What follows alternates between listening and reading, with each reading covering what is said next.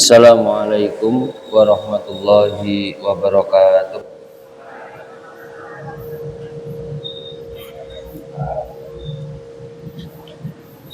Bismillahirrahmanirrahim.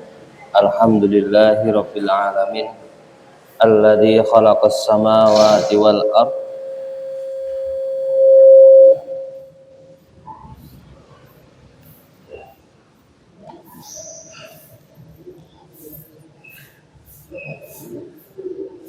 Cek. Alhamdulillahi rabbil alamin. Alladzi khalaqas samawati wal arda wa ja'ala dzulumati wan nur. Asyhadu an la ilaha illallah wahdahu la syarikalah wa asyhadu anna Muhammadan abduhu wa rasuluh. Allahumma salli wa sallim ala rasulika Muhammad wa ala alihi wa ashabihi wa mawala. Qala Allah ta'ala fi kitabihil karim, a'udzu billahi minasyaitonir rajim. Ya ayyuhalladzina amanu taqullaha haqqa tuqatih wa la tamutunna illa wa antum muslimun.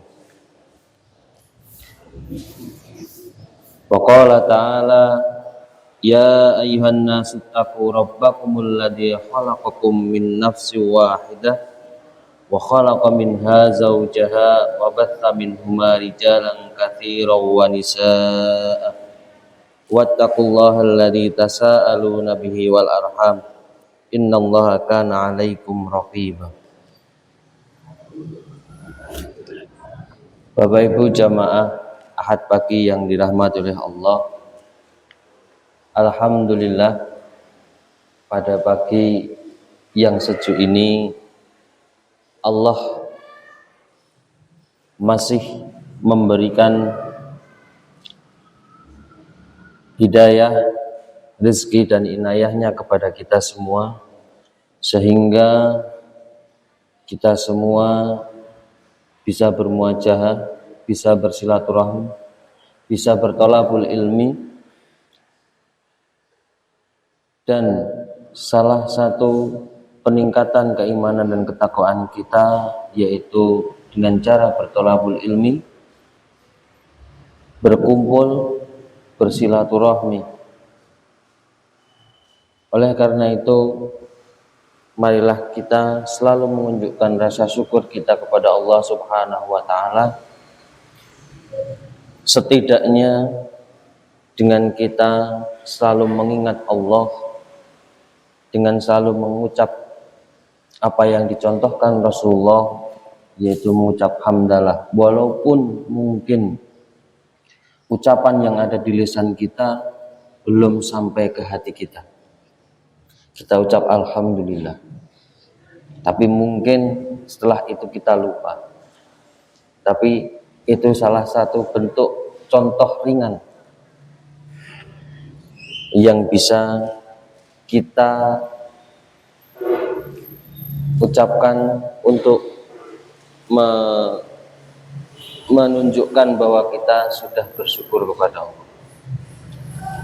Salawat serta salam senantiasa kita haturkan kepada junjungan kita, suri tauladan kita, panutan kita, Rasulullah Muhammad sallallahu alaihi wasallam, beserta keluarga, sahabat-sahabatnya, tabi'in, tabi'ut tabi'in, serta pengikut-pengikutnya yang selalu setia dengan ajaran dan tuntunan beliau. Dan semoga kita juga termasuk umat beliau yang selalu berpegang teguh, yang selalu beristiqomah dengan tuntunan syariat dan ajaran yang beliau bawa, sehingga kita semua layak menjadi umat beliau, umat terbaik beliau, dan layak mendapatkan apa yang kita nantikan, yaitu syafaat beliau di yaumil qiyamah. Amin. Bapak Ibu jamaah pagi yang dirahmati oleh Allah, kalau kita melihat akhir-akhir ini, tidak hanya 1 bulan ini, tapi di tahun ini saja kita melihat bagaimana Allah memberikan cobaan. Cobaan bukan berupa individu, bukan berupa kepada satu orang, tapi cobaan ini menimpa kita semua yang percaya bahwa Allah adalah Rabb yang Maha Kuasa, Allah adalah satu-satunya zat yang kita sembah. Banyak sekali cobaan yang menimpa kita semua, walaupun cobaan itu mungkin tidak sepenuhnya menimpa diri kita pribadi. Dari banyaknya musibah yang Allah berikan di negara kita, yang terakhir mungkin kita merasakan bagaimana panasnya di daerah kita. Bahkan sampai yang biasanya tidak kekeringan, Allah memberikan kekeringan. Salah satu bukti kekeringan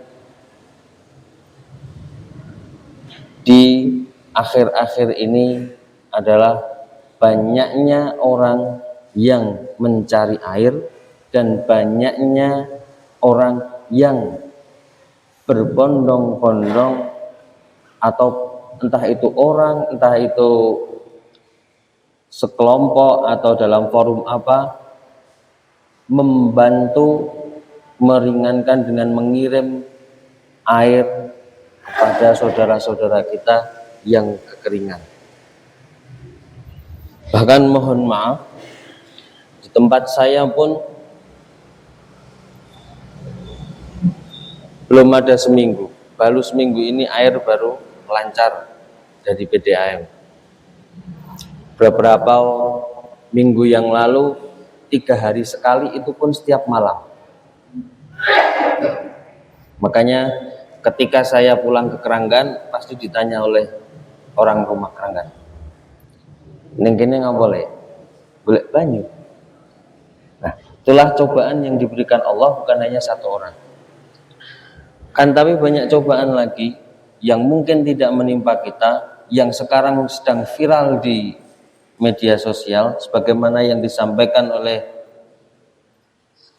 Bapak Ketua PCM tadi, bahwa saudara-saudara kita yang ada di Palestina, terutama di jalur Gaza, sekarang sedang tertimpa musibah kemanusiaan. Bahkan sampai per malam hari tadi, tentara Zionis masih meluncurkan roket-roketnya. Mereka tidak berani face to face berhadapan di darat, karena setiap ke darat pasti langsung diusir. Mereka beraninya memakai roket-roket jarak jauh dan memakai pesawat tempurnya. Dan yang diincar bukan para pejuangnya.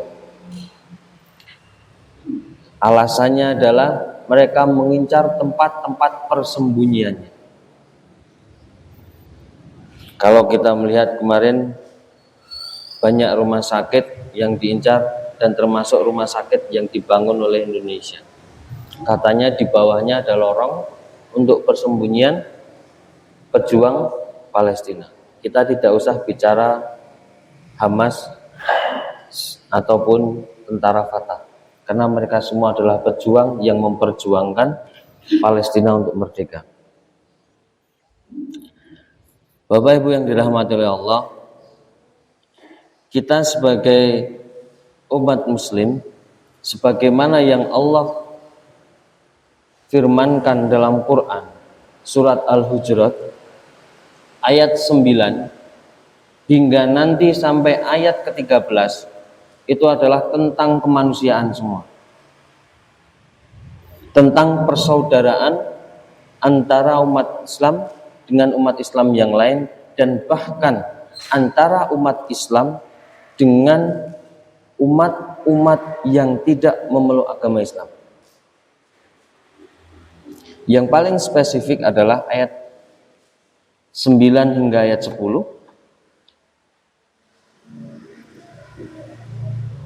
Allah Subhanahu wa taala berfirman, A'udzu billahi minasyaitonir rajim.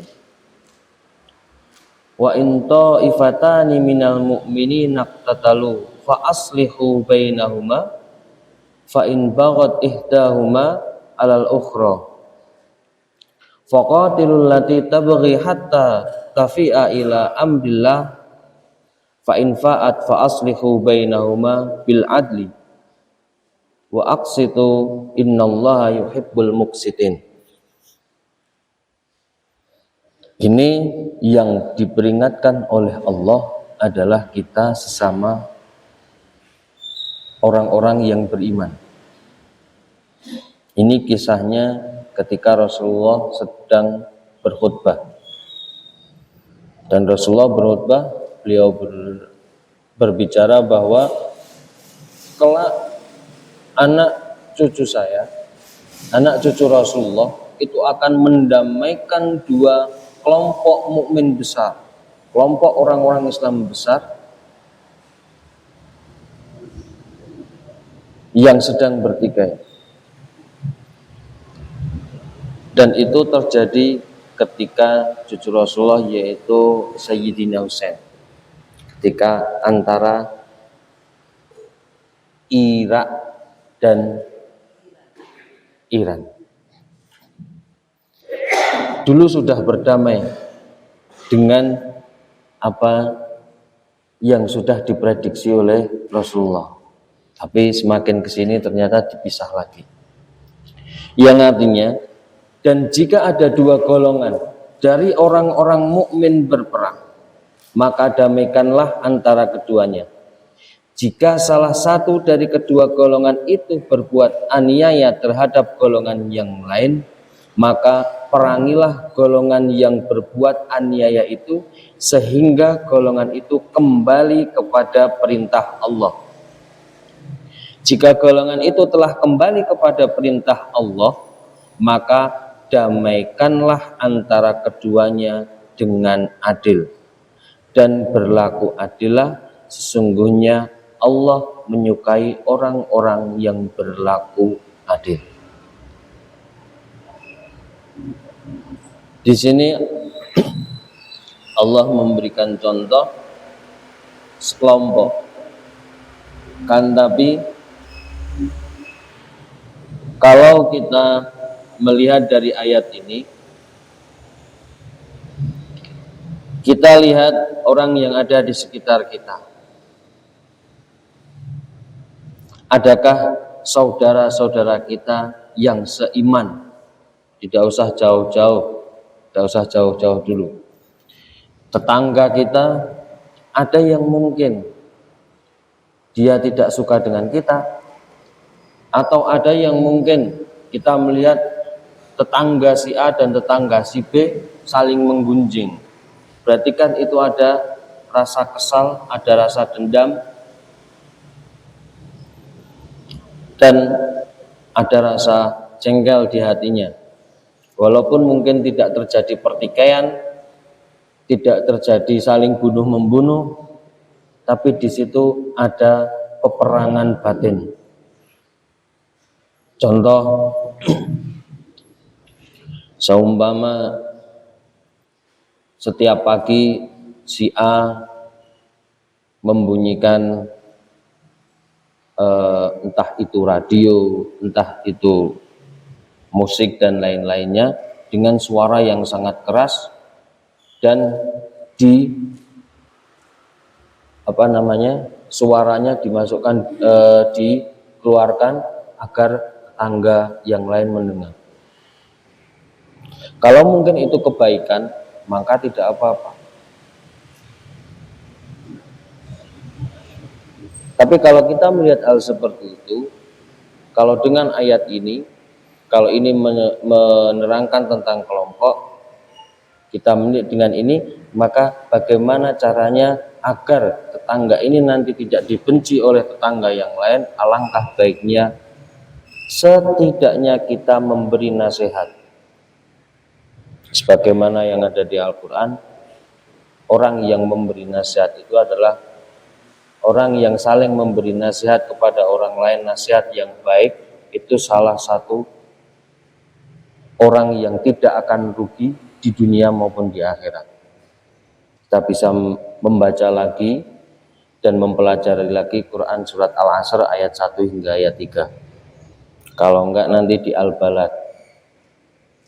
Kalau enggak masih banyak lagi surat yang menjelaskan tentang bagaimana kita saling menasihati.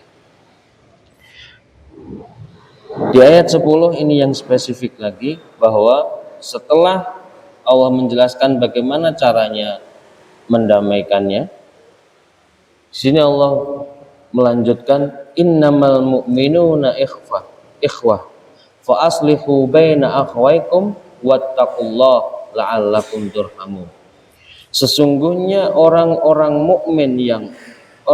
mukmin itu adalah saudara. Karena itu damaikanlah antara kedua saudaramu dan bertakwalah kepada Allah supaya kamu mendapatkan rahmat. Jadi kunci mendapatkan kasih sayang dari Allah itu adalah bertakwa kepada Allah.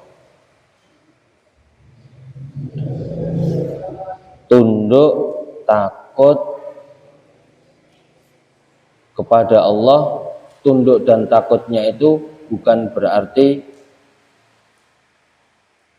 kita takut dengan seperti contohkan guru dengan muridnya atau anak dengan orang tuanya. Tunduk dan takut atau takwa itu adalah kita menjalankan seluruh perintah-perintah yang Allah syariatkan dan berusaha menjauhi apa yang dilarang oleh Allah. Dari dua ayat ini kemudian Rasulullah menggambarkan satu gambaran indah. Satu gambaran indah yang mungkin kita semua, anak kecil pun, anak TK kecil pun sudah tahu tentang hadis bahwa sesama muslim itu bersaudara.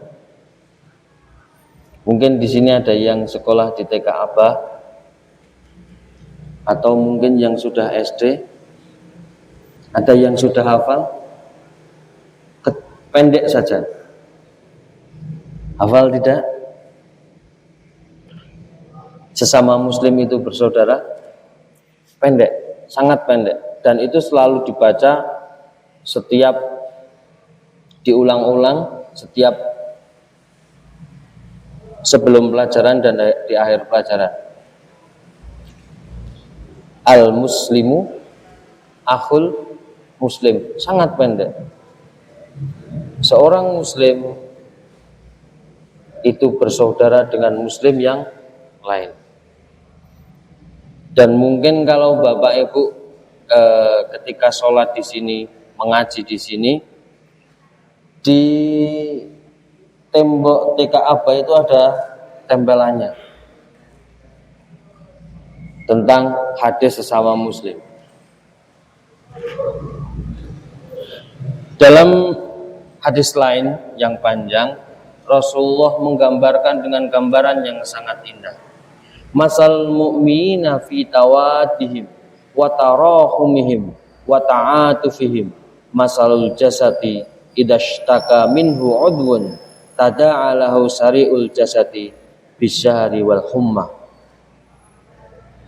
Perumpamaan orang-orang yang beriman dalam saling mencintai, saling menyantuni sesama adalah laksana kesatuan tubuh.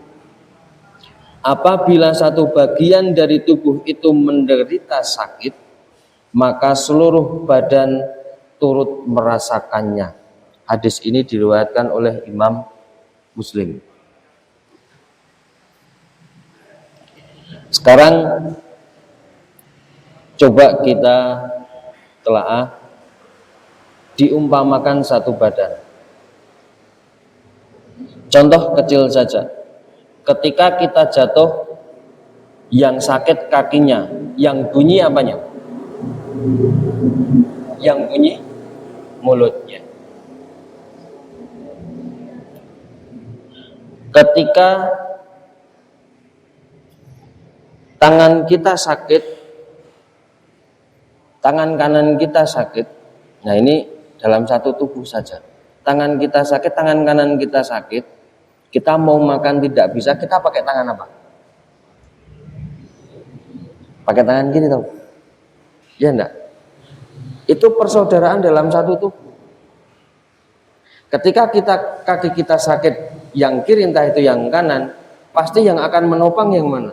Yang tidak sakit kan? Nah, inilah perumpamaan indah yang diumpamakan oleh Rasulullah.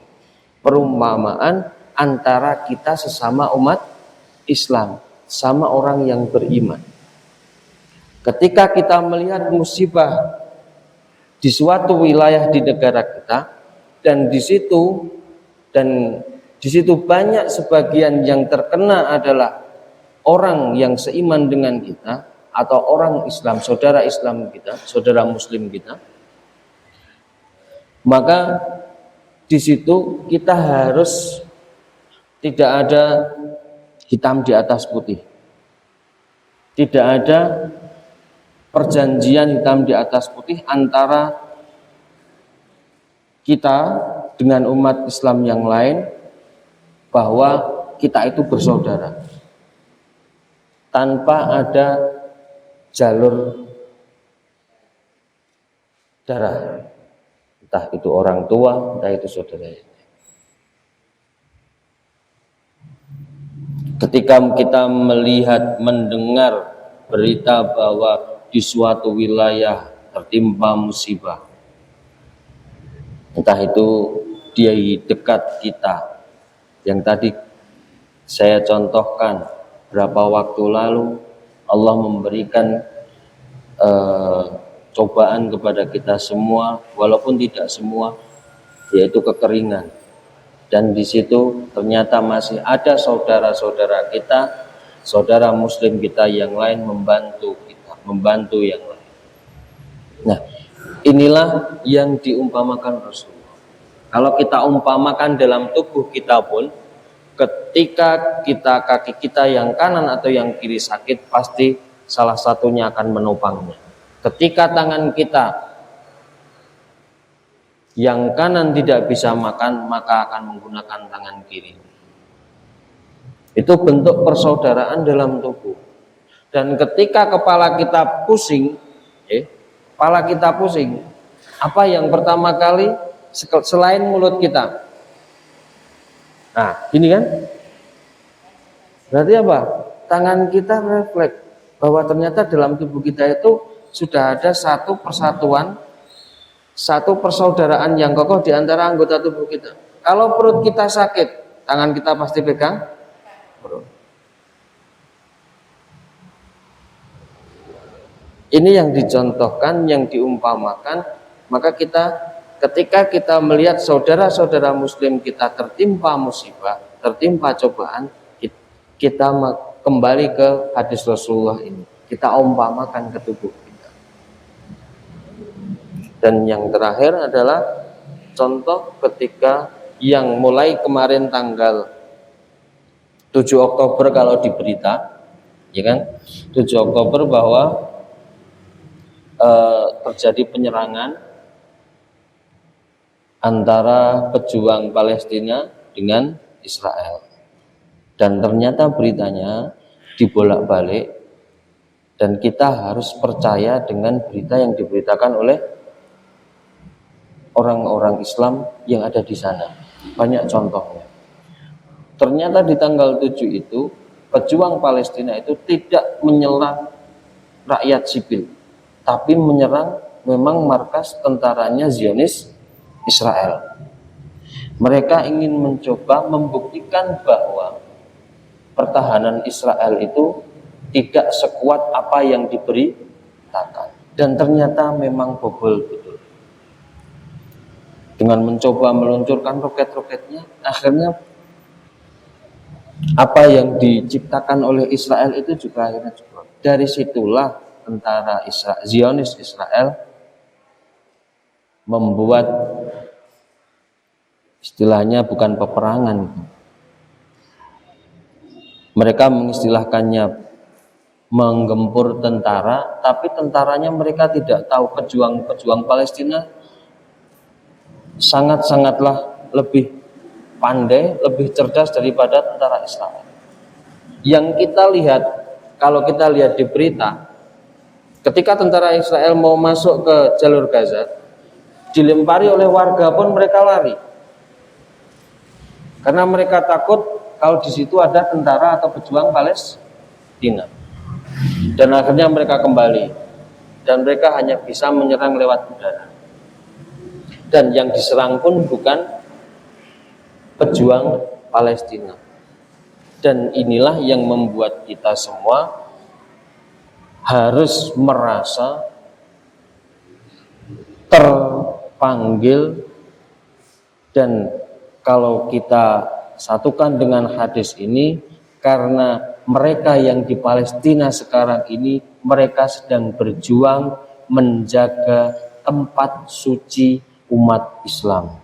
Kalau kita mempercayai, meyakini, kita sebagai umat Muslim, sebagai orang yang beriman, bahwa ada 3 tempat suci. 3 tempat suci sebagaimana hadis Rasulullah. Yang pertama adalah Masjidil Haram, Masjidil Aqsa, Masjid Nabawi. Dan ternyata Masjidil Haram dengan Masjidil Aqsa itu pembangunannya di zaman Nabi Ibrahim. Karena apa? Strukturnya sama, modelnya sama, dan itu sudah dibuktikan oleh beberapa peneliti. Kalau zamannya Nabi Ibrahim saja itu sudah ada,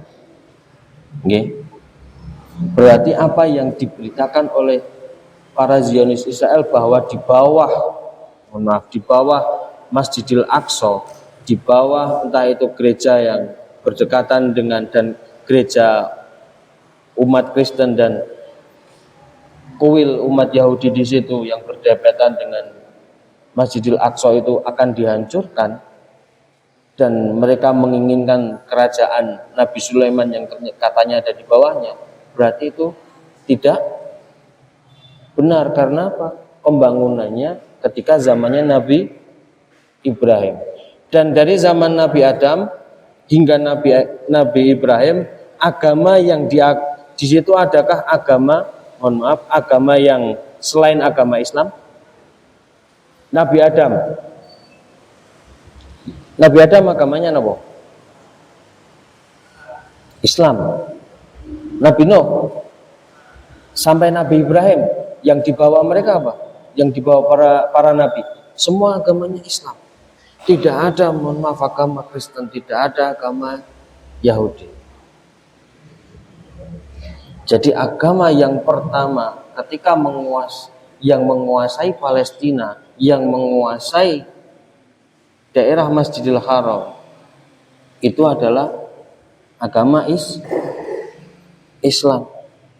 Jadi kalau ada berita Zionis ingin mengambil tanahnya kembali, ya, saya tidak bilang Yahudi, saya bilangnya Israel, Bani Israel, warga Zionis Israel itu ingin merebut kembali bahwa itu tanah milik mereka adalah salah.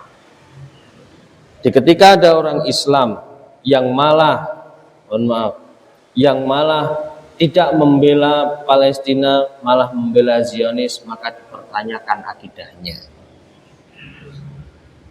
Kita tidak boleh menggunjingnya, tapi bagaimana kita menasihatinya, kita berikan ilmunya, sejarahnya dari zaman Nabi Ibrahim hingga sampai ke zamannya Ottoman, kisahkan.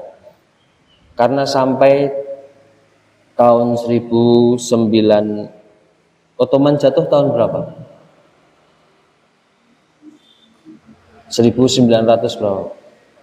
Sampai di zamannya Ottoman saja, ya, orang-orang Yahudi yang ada di Palestina itu mereka tidak pernah tersakiti, bahkan hidup damai.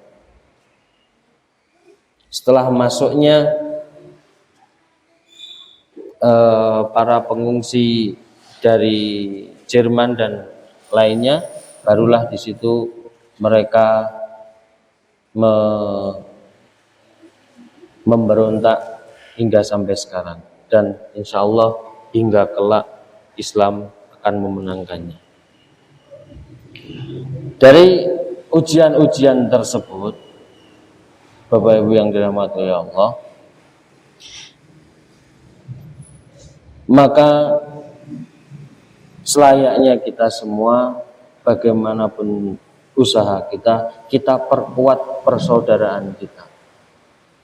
Sebagaimana yang ada di Quran surat Al-Hujurat ayat 9 dan 10, dan sebagaimana hadis Nabi yang diriwayatkan oleh Imam Muslim tentang persaudaraan kita sama Muslim itu bagaikan dalam satu tubuh. Dan kalau mungkin kita lupa, maka kita ingat-ingat ketika salah satu tubuh kita merasa sakit, maka anggota tubuh yang lain pasti akan menolong kita. Ketika kita sakit perut, yang kita minum adalah obat. Kita minumnya lewat perut atau lewat mulut? Lewat bantuan, saling membantu. Nah, disitulah kesatuan tubuh kita, dan itulah yang harus kita jaga, kesatuan tubuh dalam ukhuwah Islamiyah. Ada berapa langkah yang dapat membentengi dan memperkuat ukhuwah Islamiyah kita? Yang pertama dan yang paling utama adalah menutup aib sesama Muslim. Man radda an ardi akhihi kana lahu hijaban minan nar. Siapa saja. Jadi kalau dulu guru saya menjelaskan memakai bahasa Jawa, man itu tidak boleh diartikan barang siapa. Ini karena saya menukil dari buku terjemah hadis, kalau guru saya tidak boleh barang siapa, karena itu bisa bermakna sangat banyak. Yang ditanyakan kan barang siapa, bukan orangnya, barangnya siapa. Nah, makanya man ini adalah siapa saja, ya, siapapun manusia yang mengaku beriman, roddaan ardi akhihi, membela kehormatan saudaranya sama Muslim, kana lahu hijaban minan nar, maka hal itu menjadi penghalang untuknya dari api neraka. Hadis ini diriwayatkan oleh Imam At-Tirmidzi. Ini tidak berlaku untuk yang ibu-ibu, tapi berlaku juga untuk yang bapak-bapak. Menutup aib. Kalau dalam persaudaraan kita bisa bagi tiga. Persaudaraan kita dalam keluarga, satu.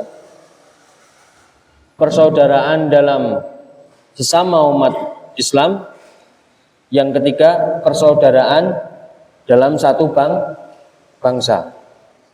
Berarti kalau dalam satu bangsa itu nanti Quran surat Al-Hujurat ayat 13. Ya ayyuhan nasu inna khalaqnakum min dzakari wa unsa. Nah, membela kehormatan atau menjaga kehormatan saudara kita, saudara muslim kita. Saudara muslim kita berarti ada tiga macam. Yang memang sesama muslim, yang satu darah dengan kita dan sebangsa. Sebangsa Indonesia ini berarti mayoritas umat Islam.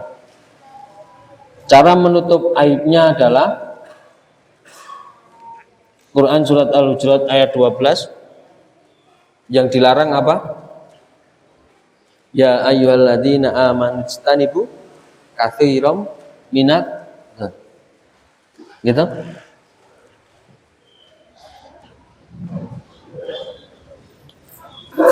Masih ingat berapa waktu yang lalu dan sudah lama pernah saya sampaikan tentang ayat itu. Ya ayyuhalladzina amanu istanibu katsiran minadh-dhanni inna ba'dadh-dhanni ifmun, bukan ismun tapi ifmun, pakai sa. Wala tajassasu wala yaghtab ba'dukum ba'dha. Ayuhibbu ahadukum ayyakula lahma akhihi maitan fakarihtumu. Wattaqullah innallaha tawwabur rahim. Menjaga aib berarti ini yang memang yang paling banyak biasanya ibu-ibu. Ketika sudah ngobrol pasti ngobrolkan orang lain. Gitu? Ini memang sulit dan ini sekarang sudah tidak berlaku untuk ibu-ibu saja. Dan ternyata ketika bapak-bapak pun ngobrol ternyata obrolannya juga hampir sama. Oleh karena itu yang paling aman ketika bapak ibu berkumpul itu berkumpul di majelis ilmu. Pasti di situ tidak ada yang ngobrol sendiri, mendengarkan para ustadz, para kiai memberikan nasihat. Setelah itu nanti selesai, kemudian pulang sampai rumah dapat ilmu. Tapi kalau di tempat berkumpulnya di tempat lain, ya biasanya hal langkah pertama ini langkah untuk menyatukan atau untuk membentengi kita dari hal-hal yang memecah persaudaraan kita, yaitu menutup aib saudara muslim kita, biasanya lolos. Tidak bisa kita pungkiri. Bahkan mohon maaf saya pun mungkin biasanya kadang juga keceplosan ketika sedang ngobrol dengan siapapun. Entah itu dengan 2 orang, entah itu dengan 3 orang, kita pasti ada satu topik yang membicarakan orang lain dan di situ pasti walaupun sekecil apapun pasti ada yang dibicarakan tentang kejelekannya. Tugas yang pertama ini sangat berat, menutup aib saudara seiman kita. Tapi ternyata kalau kita belajar, kita bertolabul ilmi, ternyata Rasulullah sudah menjanjikan ketika kita bisa menjaga kehormatan saudara muslim kita, Allah menjanjikan lewat Rasulullah bahwa penjagaan kita kepada muslim yang lain itu akan menjadi satu penghalang kita ketika kelak di akhirat, penghalang api neraka. Jadi satu pahala yang sangat besar ketika kita bisa menutup aib saudara kita. Bagaimana paling enak ketika ada perkumpulan seperti itu? Yang paling mudah apa? Kita tinggalkan ketika sudah ngomong orang lain. Entah itu dalam rapat apapun, kalau sudah ngomongkan orang lain, lebih baik kita tinggalkan. Karena itu akan membuat dosa jariah, kan? Sing ngomong dosane luwih gede, yang mendengarkan kalau mengiyakan juga mendapat dosa. Dan itu kalau nanti diomongkan ke orang-orang yang lain, yang ngomong pertama kali mendapat dosa jariah. Sampai nanti ada permintaan maaf baru dosanya berhenti. Itu pun kalau dimaafkan. Nah ini yang kedua, memaafkan sesama orang yang beriman. Ini juga berat sekali. Ini sesama individu.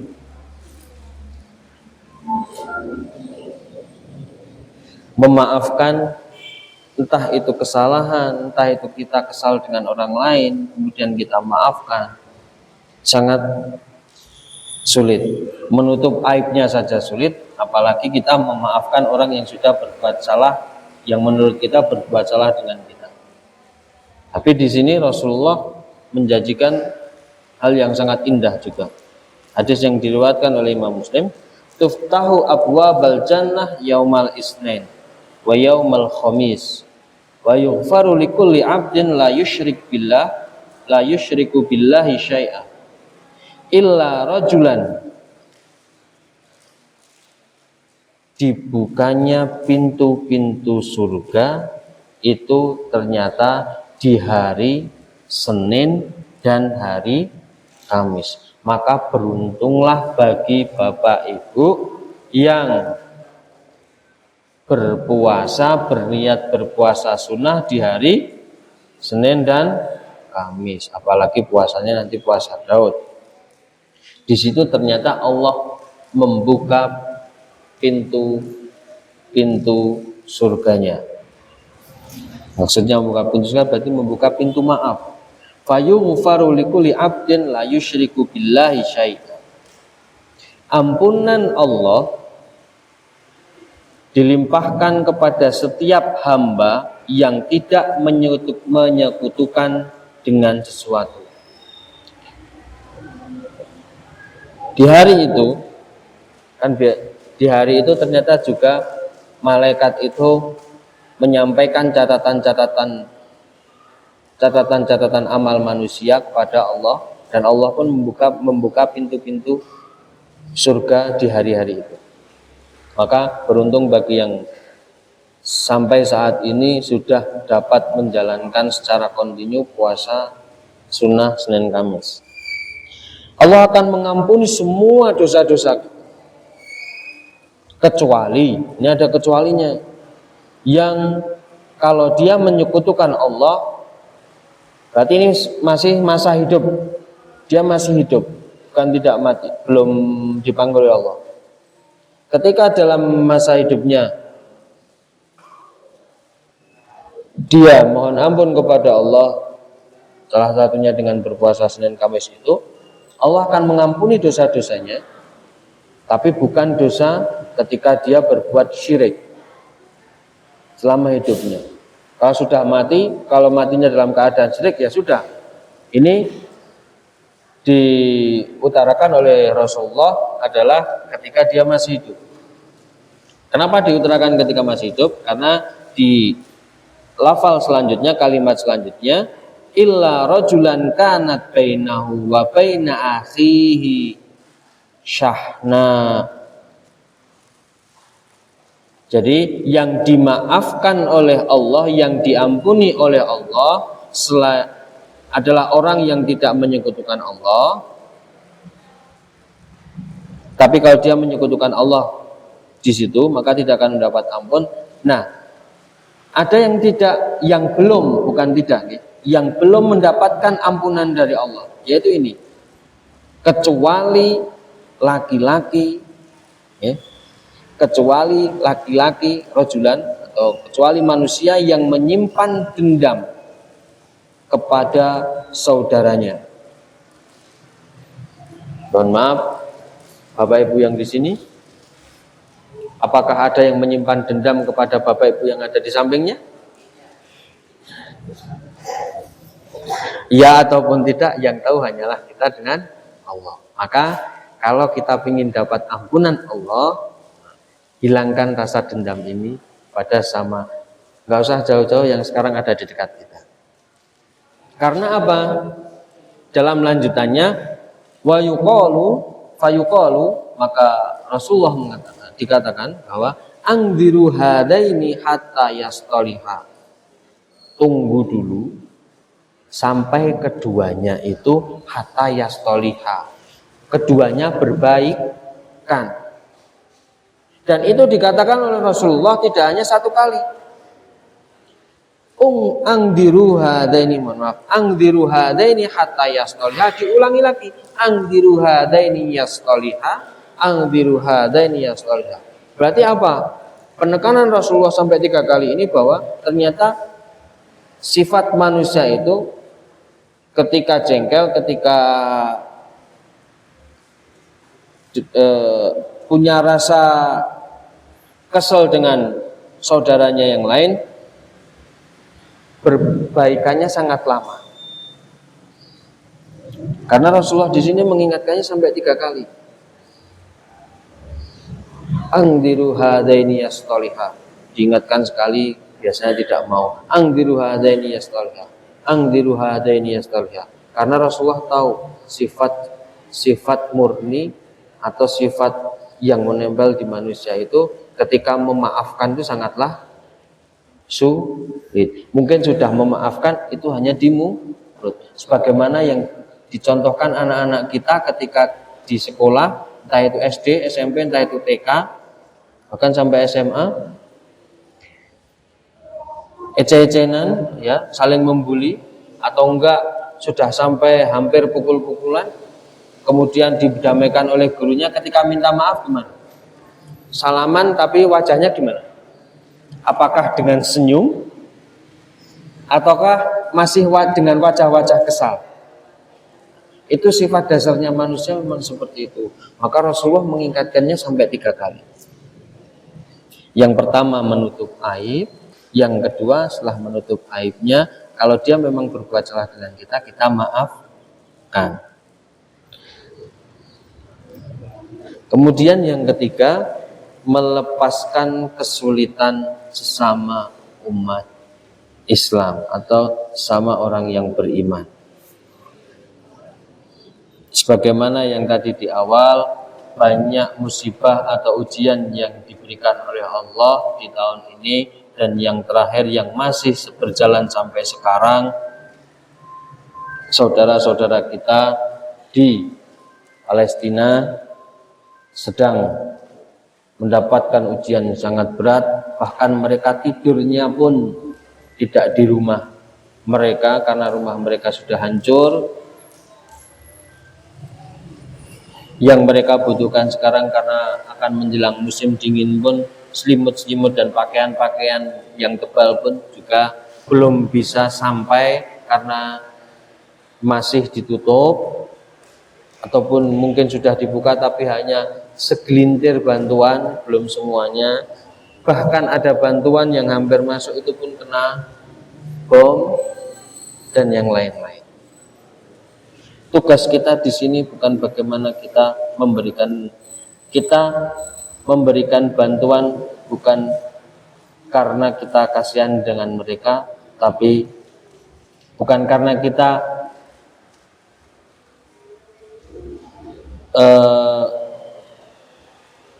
tidak percaya dengan mereka, saudara-saudara kita di Palestina, tapi karena kita merasa bahwa saudara-saudara kita di Palestina adalah satu tubuh dengan kita. Maka ketika mereka sakit, maka kita topang mereka. Rasulullah SAW dalam hadisnya yang diriwayatkan oleh Imam Muslim, Imam Abu Dawud dan Imam At-Tirmidzi, man farraja an akhihi kurbatan min kurabid dunya farrajahullahu anhu kurbatan min kurabil akhirah. Wallahu fi aunil abdi maka kanal abdu fi auni akhihi wa man satara ala akhihil muslim satarahu wa fid dunya wal akhirah. Siapa yang melapangkan kesulitan saudaranya dari kesulitan hidup di dunia, Allah akan melapangkan pula orang itu dari malapetaka di hari kiamat. Balasannya sangat indah. Kalau yang berhubungan dengan Palestina yang sudah kita kumpulkan, itu balasannya ini. Kita meringankan saudara-saudara kita di Palestina, maka insya Allah Allah akan meringankan dan menjaga kita, menjaga hal-hal yang jelek ketika di akhirat. Kalau kemarin ada yang bilang tidak adil, sing dibantu Palestina, ternyata yang dekat-dekat tidak dibantu. Itu hanya omongan orang-orang yang tidak pernah membantu bagi saya.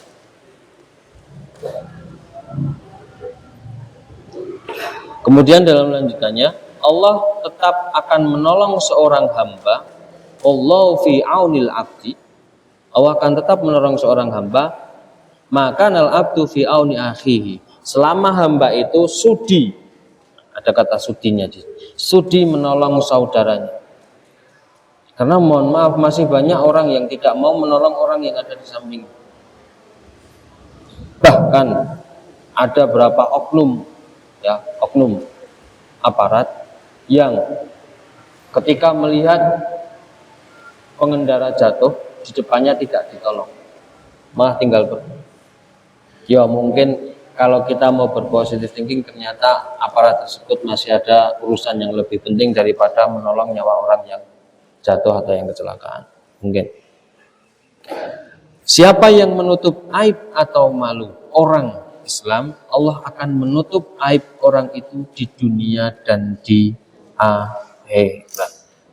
Jadi mohon maaf, ketika saya contohnya membuka aib-aib saudara-saudara saya, maka di situ nanti pasti orang yang lain juga akan membuka aib saya. Tapi ketika Bapak Ibu menutup aib saudara-saudara seiman Bapak Ibu, maka ini balasan dari Allah. Kalau tadi di hadis pertama akan dijaga atau sebagai penghalang dari api neraka, kalau di sini di hadis yang ini yang diriwayatkan oleh Imam Muslim, Abu Dawud, pahalanya adalah kita akan ditutup aib kita di dunia maupun di akhirat kalau kita menutup aib saudara kita. Kemudian yang keempat, berbaik sangka kepada orang yang sesama muslim. Surat Al-Hujurat ayat 12 yang tadi saya bacakan. Ya ayyuhalladzina amanu ijtanibu katsiran minadh-dhanni inna ba'dadh-dhanni itsmun. Bukan ismun tapi ifmun. Wala tajassasu wala yaghtab ba'dukum ba'dha. Ya ayyuhalladzina amanu, hai orang-orang yang mengaku dirinya beriman kepada Allah. Jadi bukan sebatas kata iman saja, tapi di sini kalau kita memang mengaku diri kita beriman, maka kita harus terpanggil dengan hal ini. Ijtanibu katsiran minadh-dhann. Jauhilah kebanyakan prasangka. Jadi berprasangka itu kebanyakan tidak prasangka baik kepada orang lain. Prasangka baik itu kalau dalam diri kita mungkin hanya berapa persen. Maka kita jauhi saja. Ketika mohon maaf setan sudah mengganggu, bagaimana kita biar tidak meneruskan prasangka kita? Paling enak ambil wudhu. Kalau masih ada seperti itu, kita sholat 2 rakaat. Kalau masih ada setan yang mengganggu, buka Al-Quran kita baca, maka akan prasangka kita akan hilang. Prasangka kepada orang lain yang kita akan terus memprasangka, kasih aung ini seperti ini, koyong ini. Nah, yang pertama itu ambil wudhu nggak mempan, sholat 2 rakaat. Sholat 2 rakaat itu, sholat sunnah 2 rakaat itu bukan hanya, tapi sholat sunnah untuk memfokuskan kita agar tidak berprasangka itu juga boleh. Kemudian kok masih terganggu ya pikiran kita dengan setan yang agar kita berprasangka kepada tersebut, kita ngaji. Nah, sudah kita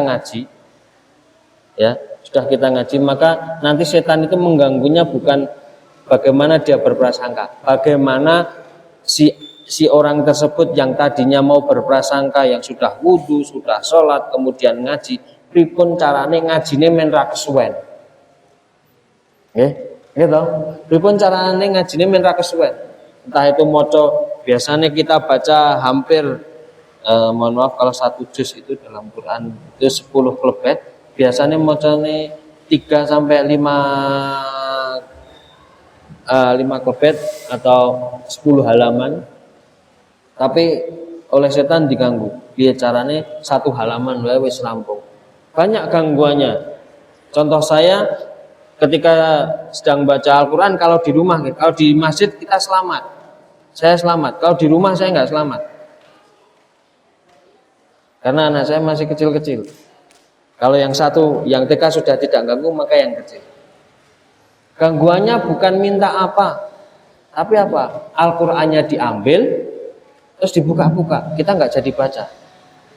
Walaupun nanti prasangka kita hilang, tapi setan sudah berhasil mengganggu kita. Nah itu yang sulit kalau ketika kita di rumah. Nggih mboten Mas Rohmat, terganggu mboten. Nah, tapi kalau ketika sudah di masjid, nah, di masjid, saya sholat di masjid ini pun, ketika saya bawa anak saya, maka lebih banyak saya tidak terganggu. Tapi kalau di rumah, ya sudah, entah itu yang dinaiki, entah itu yang dipangku, entah itu di depan berbuat hal-hal yang membuat kita sholatnya tidak khusyuk, kita tertawa, ya. Ketika kita baca, entah itu kita takbir Allahu Akbar, mungkin anak yang masih yang tidak punya dosa itu bilang amin, kita tertawa tidak di depan kita. Nah seperti itu.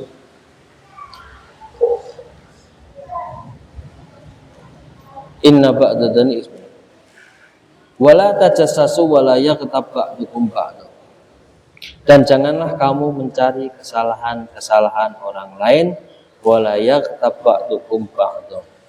Dan janganlah kamu menggunjing sebagian yang lain. Nah, ini tadi berhubungan dengan menutup aib, dengan prasangka. Ini sangat berhubungan. Kalau dalam ayat ini, orang yang membuka aib saudara yang lain itu biasanya tajassasu. Kalau dalam bahasa pondok, no mas, mata-mata nih, jasus. Bahasa pondok jasus. Yang pondok ini biasanya enten jasus, ya, mata-mata yang mencari kesalahan santri yang lain biar dihukum. Nggih mboten. Yang merasa sudah pernah di pondok. Itu pasti ada jasusnya. Ini sama. Di sini ternyata tidak diperbolehkan. Tapi karena di pondok itu pendidikan mencari kesalahan biar tahu kesalahannya apa, kemudian diingatkan walaupun mendapat sanksi.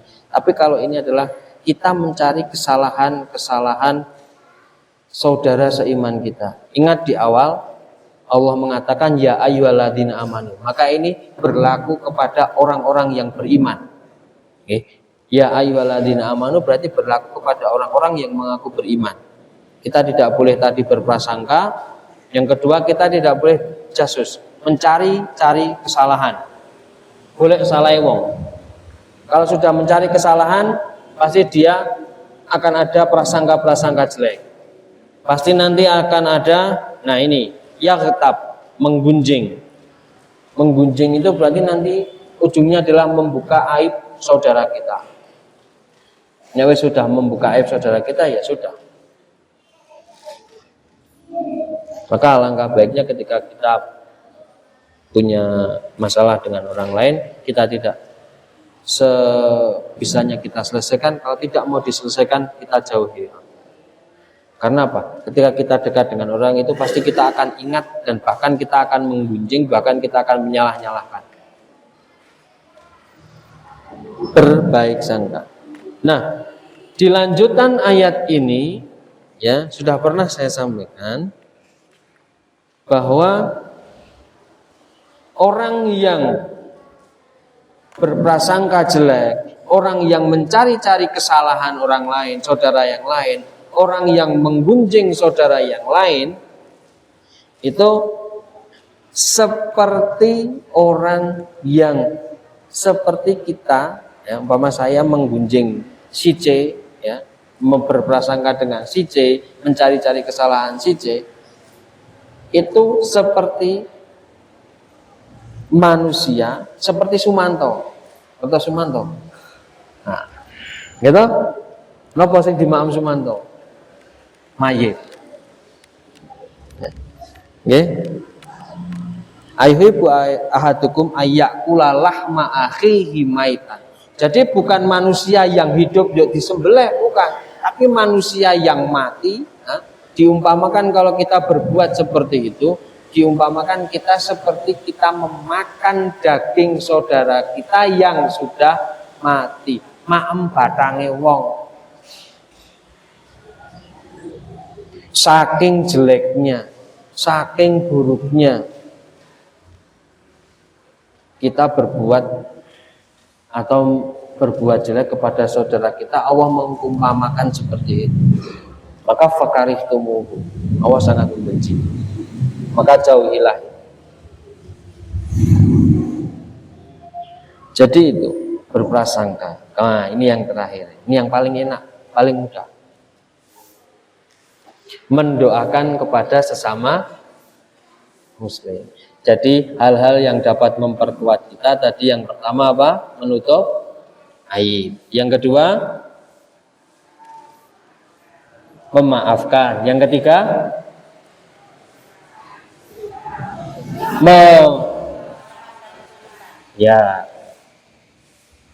meringankan kesulitan orang lain. Karena kalau kita disuruh memilih, kita semua termasuk saya, ada kesulitan, ada kemudahan, yang dipilih yang mana? Yang mudah. Tapi yang namanya Allah memberikan jalan hidup itu tidak semua mudah. Orang yang dipilih oleh Allah saja jalannya sangat sulit. Rasulullah Muhammad SAW dari kecilnya pun sudah, kalau kita anggap hidupnya, kalau kita yang merasakan, kita akan merasakan sulit. Tidak punya bapak, 6 tahun tidak ditinggal ibu, 8 tahun ditinggal kakeknya, gitu. Sampai umur dewasa pamannya tidak masuk Islam. Setelah itu dalam perjuangannya sampai giginya rontok. Ketika ke Taif pun dilempari, sampai malaikat bilang gunungnya mau dijatuhkan ke situ. Ternyata Rasulullah punya akhlak yang sangat baik, akhlak pemaafnya yang sangat baik. Kemudian yang keempat tadi, berprasangka baik. Karena kalau kita berprasangka buruk, sebagaimana yang difirmankan Allah dalam surat Al-Hujurat, bahwa kita berprasangka akan mengakibatkan kita mencari kesalahan, kemudian kita akan menggunjing. Nah, hal-hal itu ternyata diibaratkan oleh Allah yang sangat buruk sekali dan sangat menjijikkan. Sangat menjijikkan sekali bagi saya. Memakan daging, memakan daging hewan itu, memakan daging saudaranya sendiri yang sudah mati masih ditambahi lagi oleh Allah. Sangat menjijikkan sekali. Jadi orang yang menyakiti saudara sesama muslim itu ternyata ibaratnya sangat jelek sekali, diibaratkan oleh Allah sangat. Kemudian yang terakhir yang sangat ringan tapi ringan diucapkan, tapi ternyata kita juga mungkin masih tidak sadar. Dalam Quran surat Al-Hasyr, Allah sudah memberikan contoh kita saling mendoakan kepada saudara-saudara kita, Rabbana ighfir lana, dan ini biasanya dibacakan setiap doa-doa di penutup kajian. Kalau enggak doa-doa di penutup khutbah, Rabbana ighfir lana wa li ikhwanina alladziina sabaquna bil iman wa la taj'al fi qulubina ghillan lil ladziina amanu rabbana innaka ra'ufur rahim. Rabbana, ya Rabb kami, ya Allah, ya Tuhan kami, ighfir lana, ampunilah kami, wal ikhwanina alladziina sabaquna bil iman, dan ampunilah saudara-saudara kami yang sudah iman terlebih dahulu. Berarti adalah orang-orang yang mungkin sudah meninggal, orang-orang Islam terdahulu. Bahkan sejak zaman kita mendoakannya ini dengan doa ini, kita berarti bukan hanya mendoakan keluarga kita atau saudara-saudara kita yang sudah meninggal, tapi kita juga mendoakan orang-orang yang beriman yang terdahulu sejak zamannya Nabi Adam sampai zaman sekarang. Karena di sini Allah mencontohkan wali ikhwaninal ladina sabaquna bil iman. Kita mendoakan kepada seluruh umat Islam, umat yang imannya lebih dahulu daripada kita. Wala taj'al fi qulubina ghillan lil ladina amanu rabbana innaka ra'ufur rahim. Dan janganlah engkau biarkan kedengkian. Ini yang paling angel. Janganlah engkau membiarkan kedengkian dalam hati kami terhadap orang-orang yang beriman. Jadi yang ternyata yang memperburuk suasana itu rasa dengki kita kepada orang lain. Rabbana innaka ra'ufur rahim, ya Rabb kami, ya Tuhan kami, Engkau maha penyantun lagi maha pengasih. Ini doa yang diajarkan oleh Allah langsung. Dan sebenarnya kalau kita semua menyadari, minimal dalam sehari itu kita juga mendoakan kepada saudara kita sesama hamba Allah yang beriman. Subuh tahiyatnya berapa kali Bapak Ibu? Subuh tahiyat berapa kali? 1. Duhur 2. Asar 2. Maghrib Isya. Berarti kita 9 kali baca tahiyat ya. Di kalimat at-tahiyat itu, ada kalimat yang kita saling mendoakan sesama hamba yang soleh. Assalamu, yang pertama adalah kita mendoakan dulu kepada Rasul. Assalamu alaika ayyuhan nabiyyu wa rahmatullahi. Ini yang kedua. Di kalimat yang kedua, assalamu alaina wa ala ibadillahis sholihin. Assalamu alaina. Semoga kita semua selamat, atau kita mendoakan semoga Allah memberikan keselamatan ala ibadillahi sholihin, kepada hamba-hambanya yang soleh. Jadi mohon maaf, tak rodok ke Allah. Kalau kita,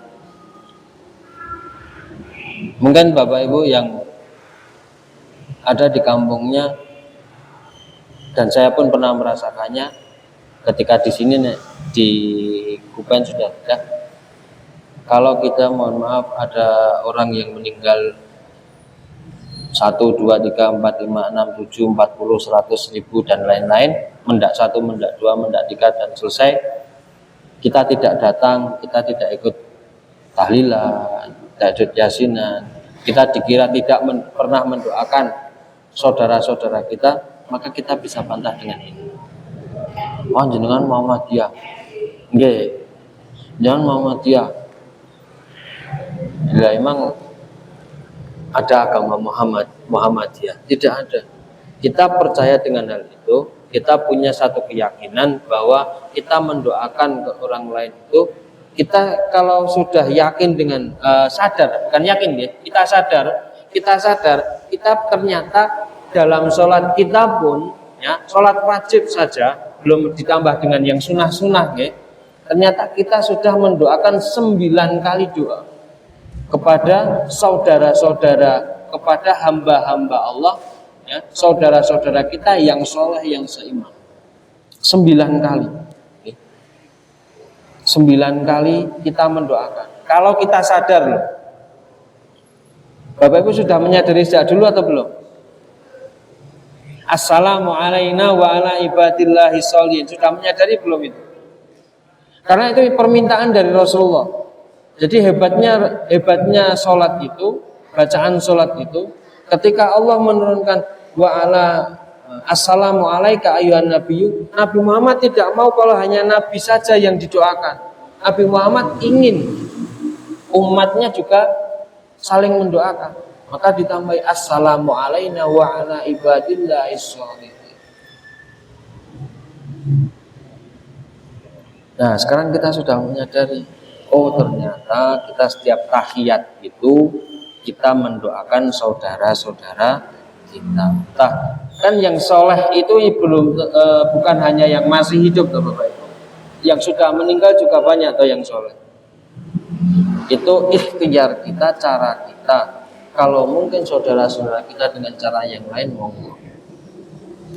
Kita tidak boleh menggunjing mereka. Mereka punya cara, mereka mungkin punya dalil sendiri, punya dasar sendiri. Kita hormati mereka. Enak. Kalau mungkin pas zaman kecil saya mungkin hal seperti itu sudah jadi gunjingan. Nah, ini yang harus kita tinggalkan. Saling menggunjing ini dan akhirnya nanti persatuan umat Islam dapat digoyah. Sekarang di akhir-akhir ini bagaimana caranya kita bersatu, kita satukan ukhuwah Islamiyah kita. Apalagi menjelang, mohon maaf, menjelang tahun politik, menjelang 2024. Kalau ada yang istilahnya ada yang keluarganya mencalonkan diri jadi anggota dewan, monggo. Tapi ketika sudah selesai nanti, tolong ya, entah itu dia dapat kursi atau tidak, persaudaraan harus tetap terjalin. Oke? Karena nggak usah jauh-jauh, di sekitar kita pun juga seperti itu. Dalam satu lingkup di Muhammadiyah pun silakan, karena Muhammadiyah tidak menjelaskan siapa yang Muhammadiyah tidak harus masuk ke partai ini. Silahkan mau kemana. Yang penting perjuangan Islam sesuai dengan tuntunan itu yang diberikan oleh dari pimpinan pusat Muhammadiyah. Seperti itu. Itu yang harus kita jaga, terutama di akhir-akhir ini, tentang bagaimana kita mencikapi saudara-saudara kita di Palestina, dan yang akan datang tentang tahun politik. Bagaimana caranya kita jaga ukhuwah kita, jangan saling menjelekkan. Kalau kita lihat semua calon, karena di sini pasti presidennya calonnya hanya 3 ya. Kalau calegnya kan banyak. Entah itu dari caleg 1, capres 1, capres 2, capres 3, capres 1, capres 2, capres 3, itu semuanya beragama Islam. Jangan sampai kita menjelek-jelekan mereka, itu saja. Cari yang baik-baik dan mana yang terbaik, itu yang kita pilih. Ya. Dan jaga persatuan ukhuwah Islamiyah kita. Salah satu perkuatnya adalah dengan 5 hal tadi. Menutup aib, memaafkan, melepaskan kesulitan, berprasangka, dan mendoakan sesama umat Islam, sesama orang yang beriman. Ini saja yang dapat saya sampaikan. Mohon maaf sudah ngelantur 10 menit karena tadi mulainya jam 6:10. Saya cukupkan sekian. Bila ada kesalahan itu datangnya dari saya, dan bila ada kebaikan-kebaikan dalam perkataan saya itu datangnya dari Allah. Nasrun minallah, fathun qarib. Astagfirul khairat. Assalamualaikum warahmatullahi wabarakatuh.